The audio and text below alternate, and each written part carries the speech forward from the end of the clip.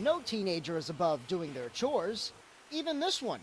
Yeah, that's World Cup champion Mikaela Shiffrin. Do people forget you're a high school student? Yeah, they do, I think. When you're ski racing in Europe on the World Cup circuit for an entire winter at the top of your sport, it is hard. The 18-year-old's winter to remember started on a cold December night in Sweden. And Shiffrin is gold! But becoming the second youngest American to win an Alpine World Cup event almost took a back seat to what happened shortly after the race. There was this little girl who was standing right outside the door. Her mom was there too, and she stopped me and said, "Mikaela, will you just take a picture with my daughter? She has had cancer for 2 years now." And I gave her my flowers, and her mom just started crying. The one thought that consumed my mind the entire night was about that girl. With that young girl on her mind and in her heart, Shiffrin went on to win 3 more World Cup slalom races and a slalom world championship. For sure I had thoughts that this season could be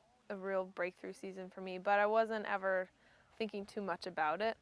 After all the volume I've done and all the skiing I've done and working on fundamentals and technique, it has kind of caught up to me, and it really started showing. Watching her go from that girl that we were trying to make sure we beat in training to winning 3 World Champs gold medals, it was unbelievable to watch. With the success comes more fame.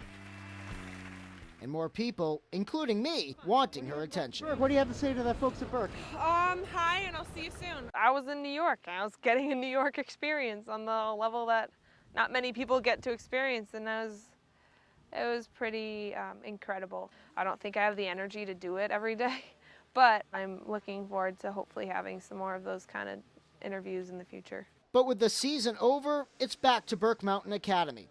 She's no longer a star, just a friend and classmate.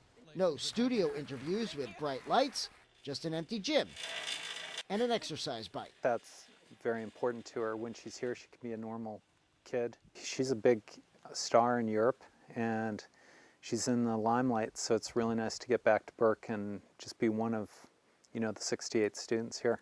On Saturday, Mikaela officially says goodbye to Burke Mountain Academy when she graduates. Now, most speakers will tell a graduating class, hey, get out into the real world and make something of yourself. Mikaela has already done that. Not only has she seen the real world, she's a world champion.